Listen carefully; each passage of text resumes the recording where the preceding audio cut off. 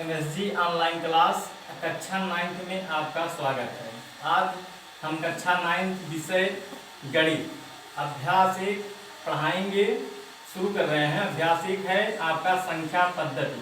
संख्या पद्धति भी हम क्वेश्चन नहीं हल करा रहे हैं। संख्या पद्धति में कुछ बेसिक चीजें हैं उसको बताएंगे और संख्या पद्धति में कुल 8 खंड हैं, जिससे हम बेसिक चीजें बताने के बाद क्वेश्चन हल करवाएंगे। तो अभ्यास 1 है संख्या पद्धति। तो भाग 1 में संख्याओं का परिचय है। संख्याओं के परिचय में प्राकृतिक संख्या पहला पॉइंट है। प्राकृतिक संख्या, प्राकृतिक संख्या को n से डिनोट करते हैं परिभाषा के रूप में, या संख्याएं 1 से अनंत तक होती हैं। जैसे एग्जाम्पल के रूप में 1 2 3 4 डॉट डॉट अनंत तक, 1 से लेकर अनंत तक जितनी भी संख्याएं आएंगी, चाहे लाख 10 लाख करोड़, वे प्राकृतिक संख्या कहलाएंगे। दूसरा पॉइंट आपका है पूर्ण संख्याएं। पूर्ण संख्याओं को W से डिनोट करते हैं परिभाषा के रूप में, या संख्याएं 0 से अनंत तक होती हैं। प्राकृतिक संख्याएं में 1 से अनंत तक होती हैं और पूर्ण संख्याएं में 0 से लेकर अनंत तक होती हैं, उन्हें हम पूर्ण संख्या कहते हैं।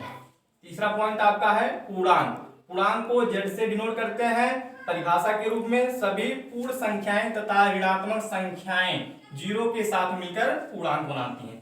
सभी पूर्ण संख्याएं, यहाँ देखिए 0 से लेकर अनंत तक सभी पूर्ण संख्याएं और ऋणात्मक संख्याएं, यहाँ देखिए 0 के इस साइड -1 -2 डॉट डॉट अनंत तक जो मिलकर एक समूह बना रहे हैं, इनको पूर्णांक कहेंगे। चौथा पॉइंट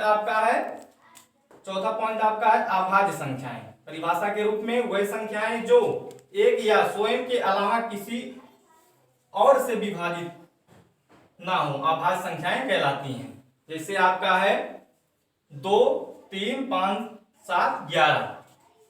तो ये जो संख्याएं हैं स्वयं अथवा 1 से विभाजित होंगी। जैसे 2 है तो 2 1 से विभाजित होगी और स्वयं 2 से। इसी प्रकार 3 है, 3 1 से विभाजित होगी और 3 से।